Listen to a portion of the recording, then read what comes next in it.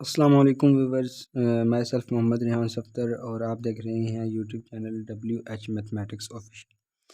तो आज हम लोग इसकी, जैसा कि मैंने आपको लास्ट लेक्चर में बताया था कि आज हम लोग इसकी एक्सरसाइज को शुरू करेंगे। आई थिंक लास्ट लेक्चर में हम लोगों ने डिवीजन एल्गोरिदम की एग्जांपल्स की थी और उससे पिछले लेक्चर में हम लोगों ने डिवीजन एल्गोरिदम का प्रूफ और उसके थ्योरम को डिटेल में समझने की कोशिश की थी। तो आज हम लोग इंशाल्लाह जो है वो पढ़ेंगे एक्सरसाइज।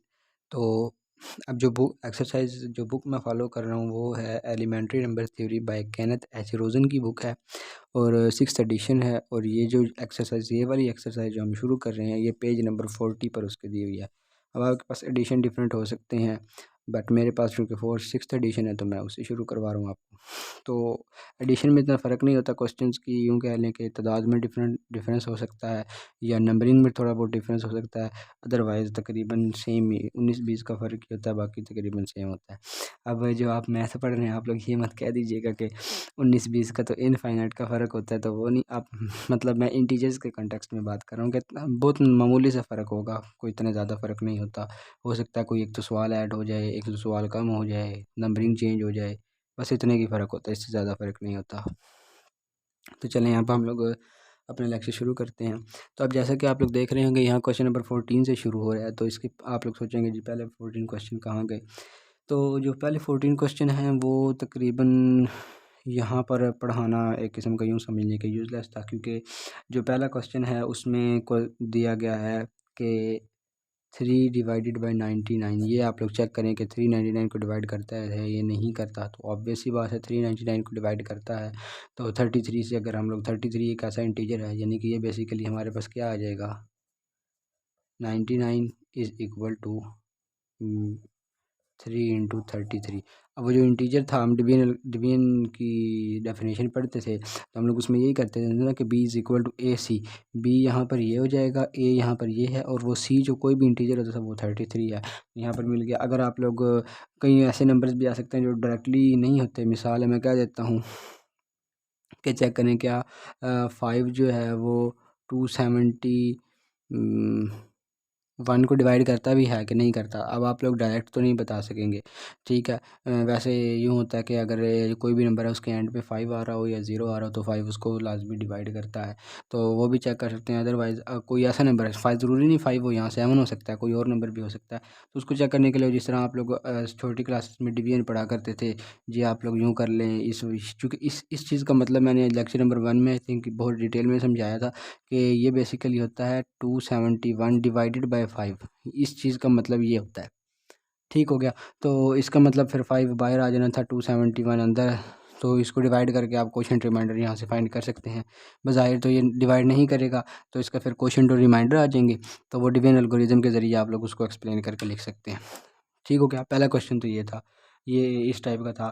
दूसरा क्वेश्चन ये था कि उन्होंने एक नंबर दे दिया था, आई थिंक 1001 जो है वो नंबर उन्होंने दे दिया था, और उन्होंने पूछा था कि क्या ये नंबर 7, 11 और 13 इन सारों पे डिविजिबल है या नहीं, यानी कि जो 7, 11 और 13 जो है वो 101 को 1001 को डिवाइड करते हैं या नहीं। वो भी सिमिलर आप लोग इसी तरह डिवाइड करके चेक कर सकते हैं, ठीक है। इसके बाद जी उन्होंने एक क्वेश्चन दिया हुआ था, उसने डिफरेंट नंबर्स दिए हुए थे पार्ट्स बना के, और उसने कहा था कि चेक करो कि क्या ये नंबर सारे के सारे 7 पर डिवाइड होते हैं कि नहीं, यानी कि क्या 7 इन सारे नंबर्स को डिवाइड करता है। इसी तरह एक नेक्स्ट क्वेश्चन था जी 22 के लिए था कि डिफरेंट नंबर्स बड़े बड़े दे दिए थे उन्होंने, और उन्होंने कहा था कि चेक करें कि ये 22 इनको डिवाइड करता है, यानी वही आप लोग ये वाली डिवीजन इस्तेमाल करके वो छोटी क्लासेस की तरह हम आप लोग कर लेते हैं। वो मैं इधर करवाने से टाइम ही ज़ाया होना था, तो इसलिए मैं वो नहीं करवा रहा। इसी तरह दो क्वेश्चंस थे कि आप लोगों ने पॉजिटिव फैक्टर्स फाइंड करने थे डिफरेंट नंबर्स के, तो वो आप लोग कर सकते हैं, उसमें कोई ऐसा सच इशू नहीं होगा। तो बाकी जो दो क्वेश्चंस बचते हैं तो वो आप लोग के दो क्वेश्चन थे GCD से रिलेटेड, यानी ग्रेटेस्ट कॉमन डिवाइज़र, जो कि अभी हम लोगों ने पढ़ना है। इस एक्सरसाइज के बाद फ़ौरन बाद इंशाल्लाह वही शुरू हो जाएगा, तो उसको फिर हम लोग GCD को पढ़ेंगे, तो इस वजह से मैंने उनको टच नहीं दिया क्वेश्चंस को। तो हम डायरेक्टली अब क्वेश्चन नंबर 14 पर आ गए हैं। तो अब हम लोग क्वेश्चन नंबर 14 का स्टेटमेंट को पढ़ते हैं। क्या लिखा हुआ है कि what you conclude if A and B are non zero, और ए और बी अगर नहीं भी बताए हुए तो नंबर थ्योरी में आपने ये जहन में रखना है कि वो इंटीजर्स ही होंगे, वो पॉजिटिव हों, नेगेटिव हों या ज़ीरो कुछ भी हों, लेकिन होंगे इंटीजर्स ही। हाँ, अगर उसने सिर्फ किसी किसी जगह पर पॉजिटिव इंटीजर्स की बात करनी होगी तो वो पॉजिटिव इंटीजर स्पेसिफाई करेगा कि ये पॉजिटिव इंटीजर है। कहीं पे अगर आप नंबर थ्योरी में ए और बी लिखे हुए देख लें तो आप लोगों ने ये समझ जाना है कि वो होंगे इंटीजर्स ही। इंटीजर्स के अलावा कहीं बाहर नहीं जा सकते, रियल नंबर नहीं हो सकते। यानी कि यूँ कह लीजिए, रियल नंबर कहने का मकसद यानी कि वो रैशनल या इरेशनल टाइप के नहीं होंगे।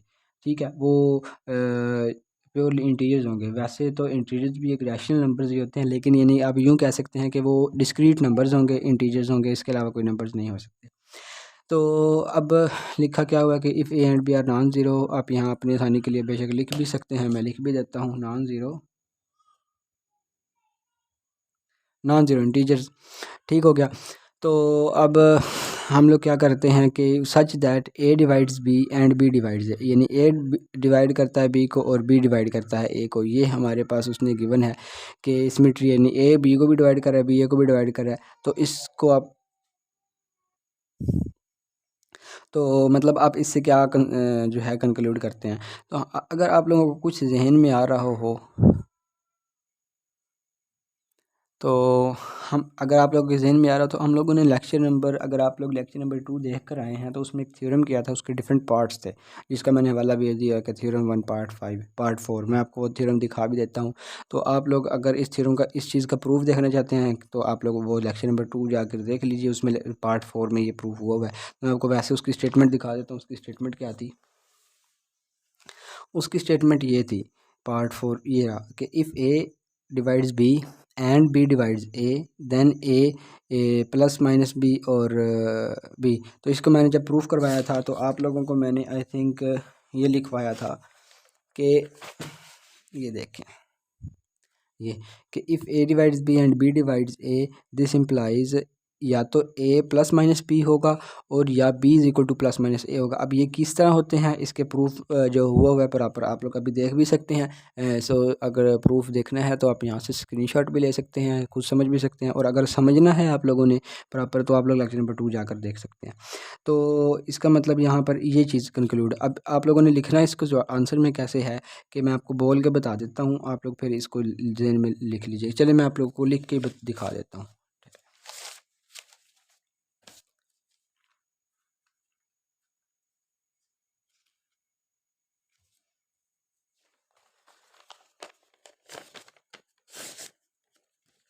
हाँ जी, तो अब हम लोग इसका जो है ना वो लिख लेते हैं आंसर। वो क्या होगा कि if A divides B and B divides A, it concludes that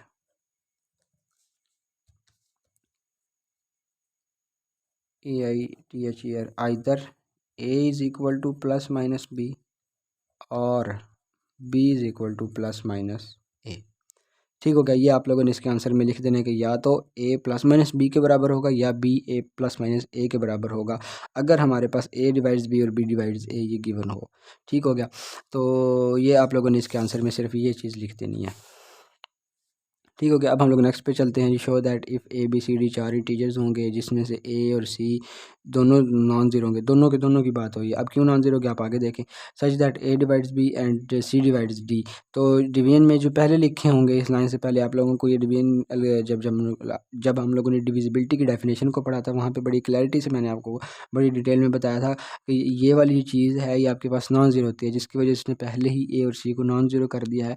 क्योंकि अगर नॉन ज़ीरो ना हो तो हमारे पास ये वाली जो चीज़ है ये लिखी जाती है बी ओवर ए और ये चीज़ लिखी जाती है डी ओवर सी। तो नीचे ज़ीरो आ जाता है जिसकी वजह से हमारे पास जो है वो ये डिवीज यानी कि इनफाइनाइट डिवीजन हो जाएगी, जो हमें यहाँ पर इस चीज़ की ज़रूरत नहीं है। तो वो कह रहा है कि अगर ए बी सी डी यहाँ इंटीजर्स हों और ए सी नॉन ज़ीरो हों और ये चीज़ गिवन हो, यानी कि ए डिवाइड्स बी और सी डिवाइड्स डी, यहाँ तक ये सारी चीज़ें गिवन है। ठीक हो गया। देन ए सी डिवाइड्स बी डी, यानी तब क्या करेंगे कि इन दोनों डिवीजन वालों का प्रोडक्ट और इन दोनों का डिवीजन वालों का प्रोडक्ट ये हमारे पास होगा। यानी बेसिकली जो यहाँ पर कहा जा रहा है वो ये कहा जा रहा है कि जब हम लोग क्या करते हैं, हम लोग जब लिखते हैं, मिसाल है, मैं आप लोगों को एक पर्टिकुलर मिसाल देता हूँ। हम लोग लिखते हैं 3/2 इंटू 5/7। तो यहाँ पर हम लोग इसका आंसर क्या लिखते थे, ऊपर वाला ऊपर वाले के साथ मल्टीप्लाई होगा, नीचे वाला नीचे वाले के साथ मल्टीप्लाई होगा। तो यहाँ पर क्या आ जाता था, 15/14 आ जाता था। अब यही काम बेसिकली वो थोड़ा सा टेक्निकल तरीके से लिख रहा है। वो क्या कह रहा है, अब इस चीज़ को हम लोग क्या कहेंगे, इस चीज़ को हम लोग क्या कहेंगे, 2 डिवाइड्स 3, ठीक है। और प्रोडक्ट है तो हम इसको एंड कह देते हैं। एंड 7 डिवाइड्स 5 ये चीज़ इम्प्लाई करती थी। अब देखें तो अब नीचे इन दोनों का प्रोडक्ट आया था ना, तो ऊपर इन दोनों का प्रोडक्ट आया था, यानी बेसिकली अगर मैं इस चीज़ को ओपन करके लिखूं तो ये 3 मल्टीप्लाई बाई 5 ठीक हो गया, और यहाँ पर 2 मल्टीप्लाई बाई 7 था। तो अगर इस चीज़ को अगर हम इस कॉन्टेक्स्ट में लिखें तो ये ए है, सॉरी ठीक हो गया, ये 2 है और ये 7 है, तो 2 multiply by 7 divides 3 multiply by 5। अब ये चीज़ हम लोगों ने प्रूव करनी है। गिवन क्या है हमारे पास इसके अंदर, इफ़ ए, मतलब मैं इधर इसको ए कह लेता हूँ, इफ़ ए, इधर मेरे जिधर पेंसिल है इस तरफ देखिएगा, if A divides B and C divides D, then A B divides sorry A C, ये ए है, ये बी है, ये सी है, ये डी है, तो ए सी डिवाइड्स बी डी, ये अब हम लोगों ने बेसिकली प्रूव करना है। तो सिंपली हम लोग क्या करते होते थे, छोटी क्लास में हम ये पढ़ते थे, इनको अगर हम लोग डिवीजन में इस तरह लिख लें तो ये इस तरह लिखे जाएंगे, तो ऊपर वाला ऊपर वाले के साथ मल्टीप्लाई, नीचे वाला नीचे वाले के साथ मल्टीप्लाई। अब अगर इधर देखा जाए तो इधर वाले में हमारे पास ये नीचे वाला होता है और ये ऊपर वाला होता है, तो ऊपर वाला नीचे वाले के साथ मल्टीप्लाई, ऊपर वाला ऊपर वाले के साथ मल्टीप्लाई, तो ये यहाँ से आ जाता था। अब हम लोगों ने बेसिकली ये प्रूव करना है। इधर हम लोग क्या ले लेते हैं, गिवन क्या है कि ए डिवाइड्स बी, डिविजिबिलिटी की डेफिनेशन लगाई, B is equal to A के वन, हम के वन कह लेते हैं, K two, T one, S one, कुछ भी आप अपनी मर्ज़ी से नाम दे सकते हैं, कोई इशू नहीं है इसका। फॉर सम के वन बिलोंग्स टू इंटीजर्स। अब ये फॉर सम या फॉर ऑल यहाँ पर हम लोग क्यों लिखते हैं, इसकी क्या रीज़न होती है, क्योंकि मैथ के अंदर एक एक नुक्ता भी अगर यहाँ पर लगा रहे हैं, कॉमा लगा रहे हैं, उसका एक डिफरेंट मतलब होगा, उसका एक डिफरेंट कॉन्टेक्स्ट होगा। तो अगर आप इस चीज़ को समझना चाहते हैं तो ये भी मैंने लेक्चर नंबर 2 में, सॉरी लेक्चर नंबर 1 में जो डिविजिबिलिटी की बात की हुई है, आई थिंक लेक्चर नंबर 1 में ही शायद की है या लेक्चर नंबर 2 में की है, मुझे एग्जैक्ट ज़हन में नहीं है। तो आप लोग वो देख लीजिएगा जहाँ पर डिविजिबिलिटी की डेफिनेशन की बात की गई है, तो उसमें बड़ी डिटेल में मैंने फॉर सम फॉर ऑल की बात की थी। तो उसकी मैंने लॉजिक भी बताई थी कि यहाँ पर फॉर सम और फॉर ऑल एग्जांपल्स के साथ मैंने बताया हुआ है कि मतलब ये फॉर सम किस वक्त लगेगा, फॉर ऑल किस वक्त लगेगा, या यहाँ पर फॉर ऑल अगर लग जाए तो डिविजिबिलिटी की डेफिनेशन रॉन्ग होगी या ट्रू होगी। तो वो मैंने चीज़ें बड़ी डिटेल में बताई हैं, तो अगर मैं वो चीज़ दोबारा यहाँ पर बताने लग जाऊँ तो लेक्चर बहुत ज़्यादा लेंथी हो जाएगा और हम जो चीज़ करना चाह रहे हैं वो नहीं कर पाएंगे। तो इसलिए बस आप लोग याद रख लेंगे डिविजिबिलिटी की डेफिनेशन के मुताबिक B is equal to A के वन फॉर सम के वन बिलोंग्स टू इंटीजर्स, और इसी तरह सी डिवाइड्स डी, तो हम लोग ने इधर भी डिविजिबिलिटी की डेफिनेशन लगाई, तो डी इज इक्वल टू सी के टू फॉर सम के टू डिवाइड्स। अब के वन के टू डिफरेंट इसलिए लिए हैं क्योंकि इंटीजर्स डिफरेंट हो सकते हैं, दो डिफरेंट नंबर्स के लिए डिफरेंट इंटीजर्स हो सकते हैं, तो इस वजह से। तो अच्छा जी, तो अब यहाँ पर डिवीजन से ये मुराद हरगिज़ मतलब हम लोग ले भी सकते नहीं भी ले सकते कि ये पूरा पूरा डिवाइड भी कर सकता है, और चलें, हाँ जी ठीक हो गया। अब यहाँ पर आप लोगों ने ये लेना है, चूँकि हम लोग डिविजिबिलिटी की यहाँ पर लगा रहे हैं, तो यहाँ पर अगर हम लोग इसको डिवीजन एल्गोरिदम से कंपेयर करें, अगर मैं इसको डिवीजन एल्गोरिदम की शक्ल में लिखता हूँ, यानी b is equal to A Q plus R होता था, अब यहाँ पर क्यू की जगह के वन आ गया, तो ऐसा कोई इशू नहीं है।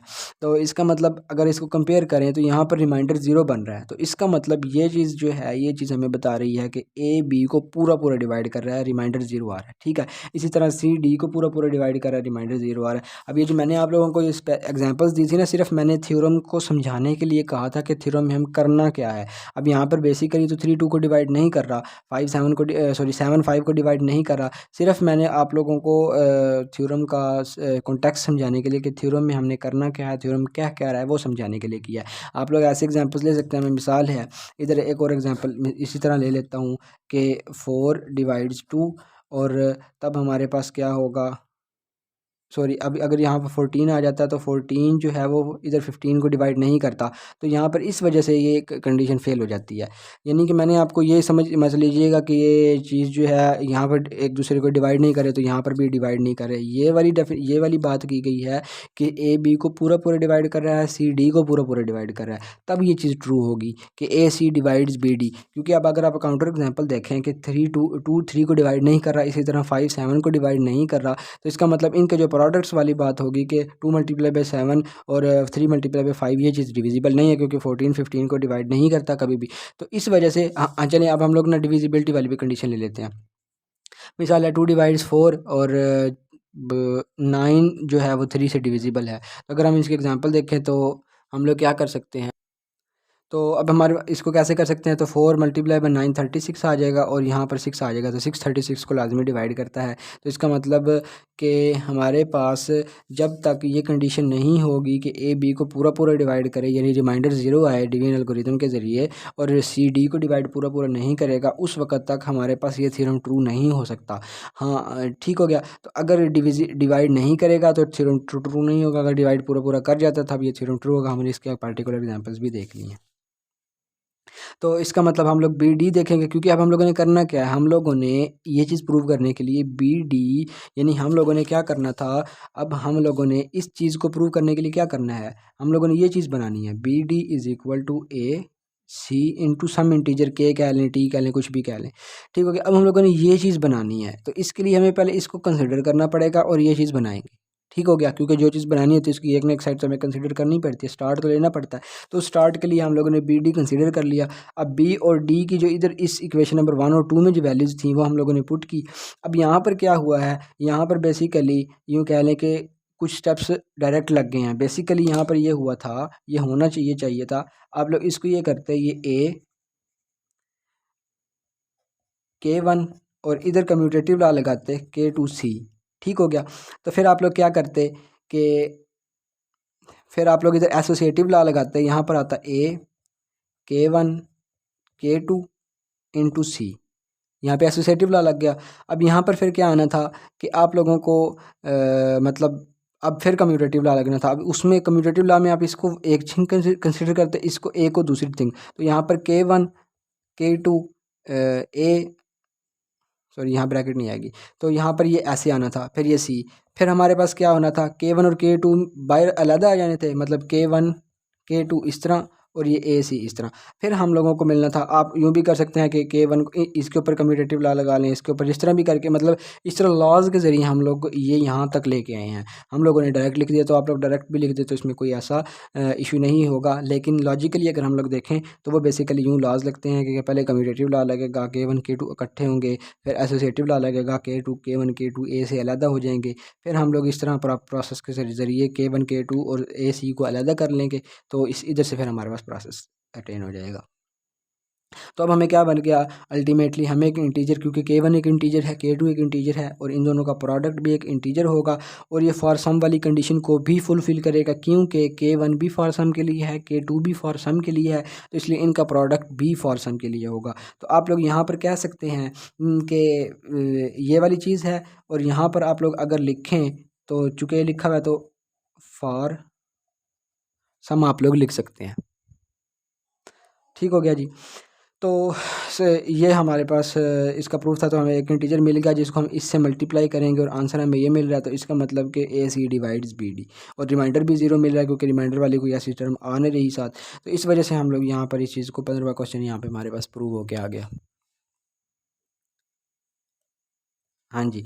तो अब नेक्स्ट क्वेश्चन पर चलते हैं। तो are there any A B C integers, यानी कोई भी 3 इंटीजर्स हैं सच दैट अगर ए किसी उन 2 इंटीजर्स में से, उन दोनों तीनों में से कोई एक दूसरे 2 के प्रोडक्ट को डिवाइड करता है, लेकिन वो उन दोनों को इंडिविजुअली डिवाइड नहीं करता, यानी क्या ऐसा पॉसिबल है, वो ये पूछ रहा है। यानी जनरली क्या ऐसे इंटीजर्स एग्जिस्ट करते हैं, या यानी जनरल रिजल्ट, तो बेसिकली हमारे पास एक किस्म का कंट्रोडिक्शन शो कर रहे हैं ना, कि हम लोगों ने जनरली अगर हम लोग ये कहते हैं, इसको दूसरे तरीके से को तरीके से भी पूछा जा सकता है कि show that if A divides B C then it is not necessary that B divides A divides B and A divides C, यानी कि ये नेसेसरी बात नहीं है कि अगर कोई नंबर किसी 2 नंबर्स के प्रोडक्ट को डिवाइड कर रहा है तो उन 2 नंबर्स को भी वो अलग-अलग डिवाइड करे, ये कोई पॉसिबल ज़रूरी नहीं है। इसकी पर्टिकुलर एग्जांपल्स आप लोग देख सकते हैं। हाँ जी, ये पॉसिबल है, यस इट इज़ पॉसिबल कि 6 को डिवाइड करता है, लेकिन अगर इसको 6 को प्रोडक्ट की शक्ल में लिखें, वो 2 और 3 का प्रोडक्ट बनता है, तो इसका मतलब 2 और 6 3 को कभी भी डिवाइड नहीं करता। सिमिलरली आप लोग 35 को डिवाइड करता है, तो 35 को 5.7 कर लें, तो मतलब 35 5 को भी डिवाइड नहीं करेगा, 35 जो वो 7 को भी डिवाइड नहीं करता। तो इसी तरह सिमिलरली हम लोग ऐसे बहुत सारी एग्जांपल्स बना सकते हैं कि एक नंबर अगर किसी 2 नंबर्स के प्रोडक्ट को डिवाइड कर रहा है, तो वो उन दोनों को इंडिविजुअली कभी भी डिवाइड नहीं करेगा। कर भी सकता है, कुछ केसेस में कर भी सकता है, नहीं भी कर सकता, यानी हम एज अ रिज़ल्ट जो है इसको, यानी कि आप लोग यूँ कह लें कि नहीं बना सकते। अब आप लोग देखें, एक चीज़ आप लोग अब सोच रहे होंगे कि मैंने उसकी एग्जांपल नहीं दी कि अगर एक जो है वो नंबर की दो नंबर्स के प्रोडक्ट को डिवाइड कर रहा है तो वो उन दोनों को भी इंडिविजुअली डिवाइड करेगा। तो अब नहीं, बल्कि नहीं करेगा, उन दोनों को इकट्ठा नहीं कर सका, दोनों में से एक को तो कर सकता है। देखिए जिस तरह अगर हम लोग कहते हैं कि 6/6.1, तो यहाँ पर हमारे पास क्या है, 6/6 है, लेकिन 6 1 को डिवाइड नहीं करता, यहाँ पर 1 को डिवाइड नहीं करता। तो इस तरह हम लोग एग्जांपल्स डिफरेंस देख सकते हैं इसकी। तो ये मतलब क्वेश्चन था। अब हम लोग नेक्स्ट क्वेश्चन पर चलते हैं।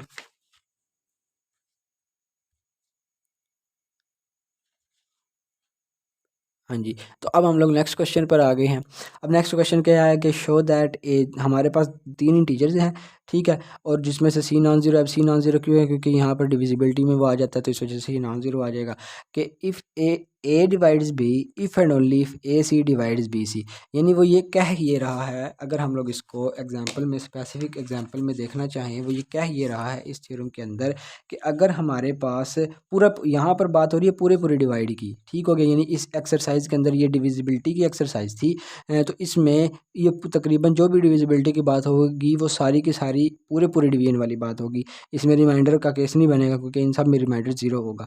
अब वो इस थ्योरम में ये कह रहा है कि अगर हमारे पास, मैं सबसे सिंपलेस्ट एग्जांपल लेता हूँ ताकि हम लोग टाइम भी बचे, सोचने एग्जांपल सोचने में टाइम भी बच जाए और हमारे जो है वो क्वेश्चन एग्जांपल की समझ भी आ जाए। तो क्या है, 2/4, ठीक हो गया। तो अगर हम कोई एक इंटीजर लेते हैं सी, कोई भी इंटीजर हो सकता है, वो पॉजिटिव हो सकता है, वो नेगेटिव हो सकता है, ज़ीरो भी हो सकता है, ठीक हो, सॉरी ज़ीरो नहीं होगा क्योंकि डिविजिबिलिटी की वजह से डिवीजन वाली साइड पे आता है, तो इसलिए ज़ीरो नहीं ले सकते, क्योंकि वो फिर 0/0 वाली बात बन जाएगी ना, तो 0/0 जो है वो एक मैथमेटिक्स में अनडिफाइंड फॉर्म ली जाती है। तो इस वजह से लेकिन हाँ, अगर आप लोग एक्सटेंडेड रियल सिस्टम पढ़ते हैं तो उसमें वो इनडिफिनिट के बराबर आता है, क्योंकि एक्सटेंडेड रियल सिस्टम के अंदर जो है वो हमारे पास कंसिडर किया जाता है। अब एक्सटेंडेड रियल सिस्टम भी हम लोग आई थिंक रियल एनालिसिस 1 में पढ़ेंगे, जब हम लोग चैप्टर नंबर 1 के, वो एंड वाला टॉपिक है एक्सटेंडेड रियल सिस्टम, तो इंशाल्लाह वो हम लोग वो भी देखेंगे उधर। अगर आप लोगों ने देखना हुआ तो वहाँ पर आप लोग जाकर देख सकते हैं। तो अब 2/4 हो गया, ठीक हो गया। तो अब कोई इनके टीचर हम लोग अपनी मर्ज़ी का ले लेते हैं, हम लोग मिसाल है ले लेते हैं -3 ले लेते हैं जी, ठीक हो गया। तो हम लोग क्या करते हैं, हम लोगों को ये क्या होगा, 2 × -3 / 4 × -3। हाँ, आप लोग नंबर थ्योरी में कोशिश ये कीजिएगा कि आप लोग ऑर्डर का ध्यान रखें। अगर आप लोग राइट साइड से किसी चीज़ को मल्टीप्लाई करवा रहे हैं या ऑपरेट करवा रहे हैं तो दूसरी साइड पर भी राइट साइड पर ही रखें। अगर लेफ़्ट साइड पर कर रहे हैं तो लेफ़्ट साइड पर ही रखें। तो इसका मतलब हम लोग इसको क्या भी कर सकते हैं, और में लिख के CA/CB भी कर सकते हैं।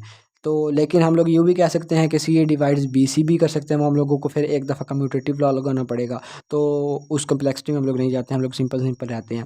तो अगर आप लोग वो करना चाहें तो मैंने पॉसिबिलिटीज़ आप लोगों को बता दी, तो आप लोग चेक कर सकते हैं। बस ये है कि जब अगर डिफरेंट करना हुआ ना, कि जिस तरह CA/BC करना हो, तो उस केस में आप फिर किसी एक जगह पर जाके कम्यूटेटिव लॉ लगाएंगे, या आप लोगों ने AC/CB करना हो तो उसमें भी फिर आप लोग जाके कम्यूटेटिव लॉ लगा के कर सकते हैं, क्योंकि इंटीजर्स में जनरली कम्यूटेटिव लॉ होल्ड करता है मल्टीप्लिकेशन के अंदर, तो इस वजह से। तो इसका मतलब अगर ये हमारे पास, अब हम इधर आ जाते हैं एग्जांपल पे, हम लोगों को क्या था कि 2/4 हमें गिवन था, हम लोगों ने प्रूव करना था कि किसी भी इंटीजर को अगर हम लोग इस दोनों तरफ मल्टीप्लाई करते हैं तो वो भी डिवीजन ट्रू होगी। अब वो कैसे, कि हम लोगों ने -3 वो चुना, हम लोगों ने इसको राइट साइड से दोनों साइड से मल्टीप्लाई कर दिया, तो 2 3 जो है वो हमारे पास -6 होगा, और ये -12 होगा, तो -6 -12 को ऑब्वियसली डिवाइड करता है, ठीक हो गया। यानी डिवाइड करने का ये मतलब है, अब एक्सरसाइज में जहाँ पर भी मैं डिवाइड करने की बात करूँगा, आप लोगों ने उसमें ये कंसिडर करना है कि वो पूरा पूरा डिवाइड करता है, यानी कि रिमाइंडर ज़ीरो है उस केस में, ठीक हो गया। तो अब ये चीज़ हम लोग इधर प्रूव करते हैं जनरली। ये तो हम लोगों ने एक पर्टिकुलर एग्जांपल दे दिया, हम उसको जनरली प्रूव करते हैं। एंड अगेन मैं राइटिंग के लिए माज़रत चाहता हूँ, मेरी जनरली जो यानी कि नेचुरली राइटिंग ऐसी ही है, तो आप लोग एडजस्ट करने की कोशिश कीजिएगा। और मैं कोशिश कर रहा हूँ कि अच्छे से अच्छा कंटेंट यहाँ पर दूँ, और अच्छे से अच्छे कंसेप्ट्स यहाँ पर दूँ। तो आप लोग अगर राइटिंग को थोड़ा बहुत इग्नोर करके कंसेप्ट्स पर फोकस करेंगे तो मुझे उम्मीद है आप लोगों को पढ़ने में मज़ा भी आएगा और समझ भी आएगी। तो अब हम लोग इसके प्रूफ की तरफ आते हैं कि हम लोगों ने कोई इंटीजर्स लिया जिसमें से सी नॉन ज़ीरो था, हमें गिवन क्या था कि A/B।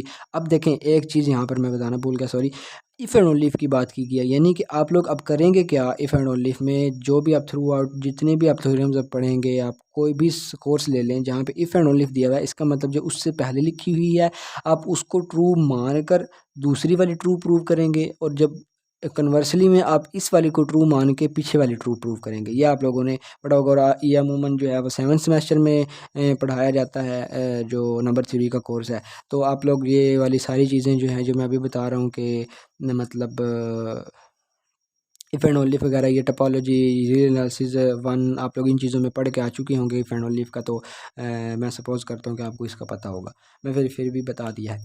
तो अब हमारे पास क्या है, हम लोग लेट कर लेंगे कि ए डिवाइड्स बी, और हम लोगों ने प्रूव ये करना है कि ए सी डिवाइड्स बी सी, ये अब हम लोगों ने प्रूव करना है। तो अगर आप लोग देखें तो आई थिंक ये हम लोग पीछे प्रूव नहीं, ये प्रूव नहीं किया हम लोगों ने। तो अब हम लोग क्या करते हैं जी, हम लोगों ने ये प्रूव करना है, तो इसका मतलब b इज़ इक्वल टू ए। अब a डिवाइड्स b दिया हुआ है, अगर डिविजिबिलिटी की डेफिनेशन हम इस पे अप्लाई करें तो वो b is equal to A K for some k belongs to integers, यानी कि कोई भी इंटीजर होगा। तो अब यहाँ पर हम लोग क्या करना था, हम लोगों ने प्रूव ये करना था कि बी सी डिवाइड्स ए सी डिवाइड्स बी डी। अब इस तरह पिछले यहाँ पर हम लोगों ने ये एग्जाम्पल की थी, अब यहाँ पर हम लोगों ने क्या प्रूव करना था कि A C divides B C B D. तो हम लोगों ने क्या किया था कि ये कंसिडर किया था, ठीक हो गया, इनकी वैल्यूज़ लगाई थी, तो हम लोग के पास ये चीज़ बन गई थी। तो इसका मतलब सिमिलरली यहाँ पर भी हम लोग क्या करेंगे, जो डिवाइड करना है वो हम लोग दूसरी साइड पर कंसिडर करेंगे। बी सी कंसिडर कर लिया, ठीक हो गया। तो बी सी, बी की वैल्यू ए की है, बी की वैल्यू लगाई, एसोसिएटिव लॉ लगाया, कम्यूटेटिव लॉ लगाया। पहले यहाँ पर कम्यूटेटिव लॉ लगा, या आप लोग यूँ कह लें कि पहले एसोसिएटिव लॉ लगा, तो ए इंटू के सी हो गया, ठीक हो गया। मैं आप लोगों को यहाँ लिख देता हूँ, पहले एसोसिएटिव लॉ लगा, वो हमारे पास क्या बन गया, ए इंटू के सी। फिर इस के सी के ऊपर कम्यूटेटिव लॉ लगेगा, कम्यूटेटिव, तो ये इसका मतलब सी के हो जाएगा। अब फिर अगली स्टेप में फिर एसोसिएटिव लॉ लगेगा, तो फिर वो ए सी इकट्ठा हो जाएगा और के बाहर आ जाएगा। तो इसका मतलब हमारे पास क्या हो गया, हमें एक इंटीजर के मिल चुका है जिसको हम ए सी से मल्टीप्लाई करें और आंसर बी सी आए, तो इसका मतलब ए सी डिवाइड्स बी सी हो गया। ये हम लोगों ने ये चीज़ एक चीज़ प्रूव कर ली। अब कन्वर्सली हम लोग ये लेट करेंगे कि ए सी डिवाइड्स बी सी, और हम ये प्रूव ये करेंगे कि A B divides B D. और ये जो इसका कन्वर्स पार्ट है ना, ये अलहदा भी पूछा जा सकता है एक क्वेश्चन बना के कि डिवीजन एल्गोरिदम में कैंसलेशन लॉ को प्रूव करें। तो कैंसलेशन लॉ को दोनों तरीक़ों से पूछा जा सकता है, उसका आप लोगों को अभी लिख कर बता देता हूँ, आप लोग पहले इसके प्रूफ को मुकम्मल कर लें। हम लोगों ने लेट कर लिया कि ए सी डिवाइड्स बी सी, तो इसका मतलब यहाँ पर प्रूव क्या करना है कि ए डिवाइड्स बी। तो इसका मतलब हम लोग बी सी, इसके ऊपर डिविजिबिलिटी की कंडीशन लगाएंगे, वो क्या आ जाएगी, B is equal to B C is equal to A C k one. अब चूँकि के हम पहले यूज़ कर चुके थे, तो उसको डिफरेंट करने के लिए हम लोगों ने के वन कर लिया है। अब के भी रख सकते हैं, आप टी भी कुछ भी रख सकते हैं, उसका कोई इशू नहीं है। तो इसका मतलब यहाँ पर फॉर सम के वन बिलोंग्स टू दिस। उसके बाद यहाँ पर फिर क्या हुआ, बेसिकली तो यहाँ पर पहले यूँ आना था, ठीक हो गया। फिर हम लोगों ने क्या किया कि इसके ऊपर एसोसिएटिव लॉ लगाया, तो अगले स्टेप में क्या हुआ कि ए बाहर आ गया, सी के पर ब्रैकेट आ जाएगी एसोसिएटिव लॉ लगाने पे। फिर सी के वन पे हम लोग क्या करेंगे, वो जिस तरह सॉरी कम्यूटेटिव लॉ लगाएंगे, वो के वन सी हो जाएगा। फिर अगले स्टेप में फिर एसोसिएटिव लॉ लगाएंगे, तो फिर हमारे पास क्या होएगा, ए के वन और सी बाहर चला जाएगा। अब देखा जाए तो हमारे पास मतलब कैंसलेशन लॉ मल्टीप्लिकेशन में हम लोग जनरली पढ़ते होते हैं, जब इंटीजर्स की मल्टीप्लिकेशन करते हैं तब हम लोग क्या पढ़ते होते हैं कि मतलब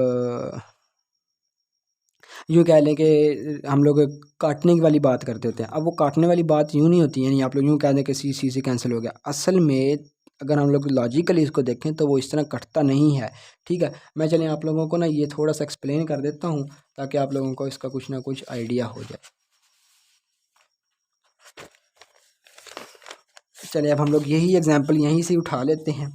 यहाँ पर क्या लिखा हुआ है, B C is equal to A के वन इंटू सी, ये लिखा। अब बज़ाहिर तो जिस तरह हमें छोटे क्लासेस में पढ़ाया जाता है हम वो कंसेप्ट यहाँ ले सकते हैं, मैं आप लोगों को सिर्फ स्टेप्स की लॉजिक बताने की कोशिश कर रहा हूँ। तो यहाँ पर हम लोग क्या करेंगे, सी सी से काट देंगे, अमूमन जो किया जाता है। जबकि अगर एक लॉजिकल बंदा होगा, मैथ के लिहाज से सोचने वाला बंदा होगा, तो वो ये कभी भी ये आप लोगों को यूँ कह लें कि प्रेफर नहीं करेगा कि आप ये सोचें कि यहाँ से यहाँ कट जाएगा, ये कटता नहीं है। बेसिकली यूँ होता है कि हमारे पास अंडर मल्टीप्लिकेशन, अब ये यहाँ पर सी है ना, तो सी का जो यानी सी कह लें, सी एक इंटीजर है, तो अंडर मल्टीप्लिकेशन बेसिकली जेड एक ग्रुप तो नहीं होगा, यानी इंटीजर जो है वो अंडर मल्टीप्लिकेशन ग्रुप नहीं होता। तो आप लोग अगर जो नज़दीकी अगर ग्रुप थ्योरी का कोर्स शुरू करता हूँ तो आप लोगों को उसमें बता दूंगा, वैसे आप लोग को उम्मीद है मुझे आइडिया होगा इसका। तो अब अंडर मल्टीप्लिकेशन अगर देखा जाए वैसे, तो इन्वर्स हम लोग ले सकते हैं 1/c, क्योंकि सी और वन इनको मतलब यानी कि अगर हम लोग मल्टीप्लाई करें सी 1/c करें तो वो इससे यहाँ पे मतलब यानी कि इन्वर्स होके इन्वर्स लॉ से यहाँ आंसर 1 आ जाएगा। ठीक हो गया। तो इस वजह से हमारे पास इसको 1/c हम लोग कंसिडर कर सकते हैं कि अगर हम रियल नंबर्स में बात करें तो इस वजह से 1/c हम लोग इसको कंसिडर कर सकते हैं। तो इसका सी इन्वर्स हम लोग दोनों तरफ को मल्टीप्लाई करते हैं। ठीक हो गया। मतलब इधर भी सी इन्वर्स अप्लाई कर दिया। अब इधर फिर ऑर्डर का ध्यान रखना है। ठीक हो गया कि अगर ये लेफ्ट साइड पर है तो लेफ्ट साइड पर ही, अगर राइट साइड पर है तो राइट साइड पर ही सी इन्वर्स। अब ये सी इन्वर्स यहाँ पर आइडेंटिटी ला उसका लगेगा हमारे पास इन्वर्स ला। तो इसका मतलब b इज इक्वल टू ये 1 हो जाएगा। इसी तरह ये a के 1 हो जाएगा। फिर आइडेंटिटी ला लगता है। आइडेंटिटी ला मल्टीप्लिकेशन में क्या होता है कि कोई नंबर अगर 1 के साथ मल्टीप्लाई होता है तो वो वही आंसर आता है। तो इसका मतलब ये b हो जाना था, ये a के 1। असल में ये लॉजिक होती है जिसकी वजह से हम लोग अपनी इन लॉजिक से बचने के लिए हम लोग क्या कर देते हैं, ये इससे सी कट गया। इस तरह नहीं कटता नहीं है। ठीक हो गया। तो ये लॉजिक थी इसकी। तो इसका मतलब यहाँ पर b is equal to a K 1 आ गया। तो उसको आप लोग कैंसिलेशन, राइट कैंसिलेशन कह दें। अब राइट कैंसिलेशन इसी तरह हम लोग प्रूव करते हैं जिस तरह मैंने अभी आप लोगों को आइडिया दिया है। तो अब ये इक्वेशन हमें क्या कहती है, b is equal to a K 1। तो इसका मतलब हमारे पास यहाँ पर क्या आ गया, b is equal to a K 1। हमें एक इंटीजर k1 मिल गया। यहाँ पर आप बेशक लिख भी लें, for some k1 belongs to integers. ठीक हो गया, समझ आ गई। तो इसका मतलब यानी कि ये k1 बेसिकली क्या था, फारसम ही था ना। तो इस वजह से यहाँ k1 वही है तो वो फारसम ही होगा। तो इसका मतलब यहाँ पर हमारे पास भी a डिवाइड्स b हम लोग लिख सकते हैं। तो अब हम लोग काफ़ी ज़्यादा लेंथी लेक्चर हो गया है। तो अब हम लोग एक क्वेश्चन और करते हैं, तो बाकी इंशाल्लाह फिर हम लोग नेक्स्ट लेक्चर में कर लेंगे। तो अब हम लोग क्या करते हैं, नेक्स्ट क्वेश्चन को देखते हैं। वो क्या गिवन क्वेश्चन क्या है कि if a and b belongs to positive integers and a divides b। दो चीज़ें गिवन है, a और b पॉजिटिव इंटीजर्स हैं, यानी a और b पॉजिटिव इंटीजर्स है। इसका मतलब यहाँ पे ऑब्वियस कंडीशन हो गई है कि a नॉन ज़ीरो है, b भी नॉन ज़ीरो है, ज़ीरो नहीं है और नेगेटिव भी नहीं है। a डिवाइड्स b, अब a डिवाइड्स b का मतलब a b को पूरा पूरा डिवाइड करा, रिमाइंडर ज़ीरो है। तो अगर ये जो चीज़ें गिवन हों तो यहाँ हम लोग क्या सकते हैं कि ए बी से इक्वल भी हो सकता है, लेस भी हो सकता है। इक्वल किस सेंस में हो सकता है, 1। ए और बी अगर 1 हो जाएं तो 1 और 1 आपस में इक्वल हो जाते हैं, अदरवाइज फिर इनइक्वालिटी वाली कंडीशन ही आएगी। तो हमें जनरल बात करनी थी, तो इस वजह से हम लोगों ने क्या कह दिया कि ए लेस देन और इक्वल टू बी। अब हम इसके प्रूफ की तरफ चलते हैं। तो प्रूफ में क्या कहा गया है कि if A divides be given था, तो इसको हम लोगों ने क्या कह लिया कि b is equal to a K for some k belongs to positive integers. अच्छा, अब आप लोगों ने एक चीज़ गौर की होगी, आप लोगों के जहन में क्वेश्चन यहाँ पर आ सकता है कि हम लोग डिविजिबिलिटी की पहली कंडीशन में पढ़ते आ रहे हैं कि k डिवाइड्स इंटीजर k, कोई भी एक इंटीजर हो सकता है। ठीक हो गया। बट यहाँ पर आ गया है पॉजिटिव इंटीजर। हम लोगों ने यहाँ पॉजिटिव इंटीजर, तो नेगेटिव इंटीजर्स को हम लोगों ने इग्नोर क्यों किया है, ये उम्मीद है आप लोगों में से कुछ लोगों के जहन में क्वेश्चन आएगा। ठीक है, मैं दोबारा रिपीट कर देता हूँ कि अब डिविजिबिलिटी की कंडीशन में हम लोग ये पढ़ते होते हैं कि फॉर सम के बिलोंग्स टू इंटीजर्स। अब इंटीजर वहाँ पे स्पेसिफाई नहीं किया जाता कि वो पॉजिटिव है, वो ज़ीरो है, नॉन ज़ीरो है, क्या है। वो एक जनरल कोई भी एक इंटीजर हो सकता है, वो पॉजिटिव भी हो सकता है, नेगेटिव भी हो सकता है, ज़ीरो भी हो सकता है। लेकिन यहाँ पर मैंने क्या किया है कि b is equal to A के, और के को पॉजिटिव इंटीजर्स में से बिलोंग करवा दिया। अब ये क्यों किया, मैं इसको एक्सप्लेन करता हूँ। देखें, ए और बी क्या है, पॉजिटिव इंटीजर्स हैं। अब ये जो इक्वेशन है ये हमें ये बता रही है कि इस तरफ भी पॉजिटिव इंटीजर होना चाहिए और इस तरफ भी एक पॉजिटिव इंटीजर होना चाहिए। जबकि अगर हम के को नेगेटिव ले लेते हैं, अगर हम लोग के को नेगेटिव ले लेते हैं तो positive integer into negative integer, answer तो नेगेटिव आएगा। अब इधर एक पॉजिटिव इंटीजर आ जाएगा, इधर एक नेगेटिव इंटीजर आ जाएगा, तो ये तो इनइक्वालिटी वाली कंडीशन बन जाएगी। जबकि डिविजिबिलिटी के मुताबिक यहाँ पर हमें इक्वालिटी लेके आनी होती है। तो इस वजह से उस चीज़ से बचने के लिए हम लोगों ने क्या कर लिया, चूँकि b एक पॉजिटिव इंटीजर था तो दूसरी साइड पे भी हमें पॉजिटिव रिजल्ट चाहिए, क्योंकि b एक पॉजिटिव इंटीजर है। तो इस वजह से हमारे पास फिर, क्योंकि अगर k नेगेटिव होगा तो पॉजिटिव इंटू नेगेटिव तो आंसर नेगेटिव आएगा। तो इस वजह से नेगेटिव पॉजिटिव को वो इक्वालिटी हमारे पास होल्ड नहीं करनी थी, वहाँ कंट्राडिक्शन आ जाना था। तो इस वजह से उस चीज़ से बचने के लिए हम लोगों ने k को पॉजिटिव बना लिया कि दोनों नंबर्स का प्रोडक्ट भी एक पॉजिटिव नंबर ही होगा। अब आप लोगों के एक और जहन में क्वेश्चन भी आ सकता है, हम k को नेगेटिव ले लें, a को भी नेगेटिव ले लें।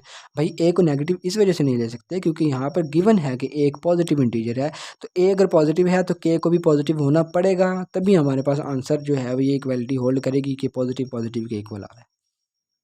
तो अब हम लोग क्या करेंगे, अब हम लोग क्या कंसिडर करते हैं बी माइनस ए। अब बी माइनस ए क्यों कंसिडर किया है, वो इस वजह से कंसिडर किया है कि इस इनइक्वालिटी को अगर हम थोड़ा सा मॉडिफाई कर लें तो हम लोगों ने बेसिकली प्रूव ये करना है कि बी इस ए को दूसरी तरफ ले जाए। अब ये दूसरी तरफ किस तरह ले गए, वो भी सिमिलर केस होगा कि हम इसके इन्वर्स को दोनों तरफ में मल्टीप्लाई करेंगे, तो इस वजह से यानी इन्वर्स एडिटिव इन्वर्स की बात है। तो इधर माइनस ए करेंगे, यहाँ पहले इन्वर्स ला लगेगा, वो आंसर 0 देगा, फिर वो आइडेंटिटी ला लगेगा, तो इसका मतलब वो आंसर 0 हो जाएगा। ठीक हो गया। तो इसका मतलब ये मैं अब डायरेक्ट लिख रहा हूँ, तो b माइनस ए यहाँ पर क्या हो जाएगा, b माइनस ए, अब a उधर चला गया है तो ये हमारे पास ग्रेटर देन और इक्वल टू 0 हो जाएगा। अब हम लोग प्रूफ बेसिकली ये करेंगे कि b माइनस ए जो है ये ग्रेटर देन और इक्वल टू 0 है।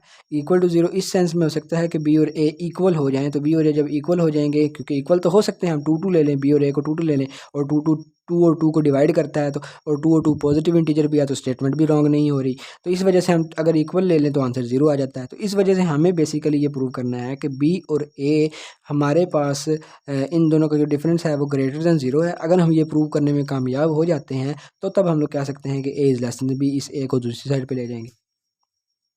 तो इसी तरह हम लोगों ने बी माइनस ए कंसिडर कर लिया। जो चीज़ प्रूव करनी होती है हम लोग उसकी एक साइड कंसिडर कर लेते हैं, अब 0 को कंसिडर नहीं कर सकते, तो इस वजह से हम बी माइनस ए को कंसिडर कर लेते हैं। अब बी की वैल्यू यहाँ इस इक्वेशन से उठा के इधर लगा देंगे, इधर फिर अब यहाँ पर हम लोग कहते, अब एक और चीज़ मैं आपकी करेक्शन कर दूँ, चले हम लोग मतलब यानी कि बेसिकली मैं आप लोगों को लॉजिकल चलाना चाह रहा हूँ कि आप लोगों को स्टेप्स का पता हो, आप लोग वो जिस तरह छोटे बच्चों वाली, चूँकि अब आप लोग 7 सेमेस्टर में होंगे, कुछ में शायद अब डिफरेंट यूनिवर्सिटीज़ में शायद डिफरेंट सेमेस्टर्स में पढ़ाया जाता होगा, चूँकि अब आप लोग ग्रेजुएशन में आ गए हैं, तो इस वजह से आप लोगों को लॉजिक स्टेप्स की लॉजिक का पता होना चाहिए। ये ना हो कि आप लोग बच्चों की तरह बात कर रहे हो, जी यहाँ से यहाँ इधर कॉमन आ गया, इधर इस तरह ले लिया, वो बच्चों वाली बातें होती हैं। तो आप लोगों को लॉजिक पता होनी चाहिए।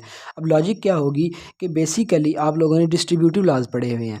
अब वो डिस्ट्रीब्यूटिव लॉज क्या होते हैं, मैं इधर लिखता हूँ डिस्ट्रीब्यूटिव लॉ। वो क्या होता था हमारे पास, चलिए अब इधर डिफरेंस है तो मैं डिफरेंस वाला लिख लेता हूँ। डिस्ट्रीब्यूटिव लॉ हमारे पास ये होता था कि a into B minus C is equal to A B minus A C. ये होता था हमारे पास लेफ्ट डिस्ट्रीब्यूशन, यानी कि यहाँ पर हम अगर इसको स्पेसिफिकली पढ़ना चाहें तो यानी अब डिफरेंस भी एक बेसिकली एडिशन ही है ना।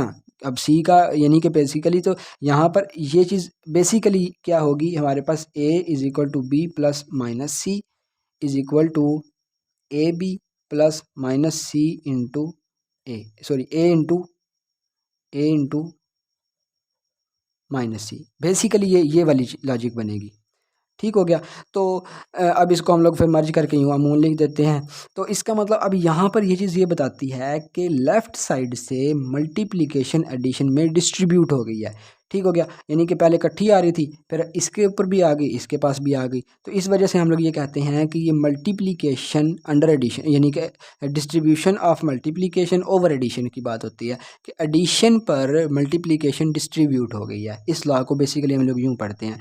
तो इस वजह से अब इन लॉज के तहत यहाँ पर हुआ है। अब यहाँ पर देखें आप लोग, तो अब यहाँ पर लिखा हुआ है ए के माइनस ए, तो यहाँ पर ये डिस्ट्रीब्यूटिव लॉ ही लगेगा कि आप लोगों के पास पहले ये अलग-अलग था, तो डिस्ट्रीब्यूटिव लॉ के मुताबिक ही यहाँ पर ये आ जाएगा। तो इसका मतलब यहाँ पर ए, अब यहाँ पर ए चूँकि लेफ्ट साइड पर ही था, अगर आप लोग यहाँ डॉट 1 कंसिडर करते हैं, हाँ आप लोग ये भी कह सकते हैं हम 1 इधर भी तो कंसिडर कर सकते हैं, वो इस वजह से नहीं करेंगे क्योंकि ए के लेफ्ट साइड पर आ रहा है, तो इस वजह से हम इधर 1 के भी लेफ्ट साइड पर कर लेते हैं। तो इधर फिर हम लोग इस डिस्ट्रीब्यूटिव लॉ के मुताबिक यहाँ पर हम लोग कह सकते हैं कि हमारे पास ए इधर डिस्ट्रीब्यूट हो जाएगा, तो इसका मतलब के माइनस 1 आ जाएगा।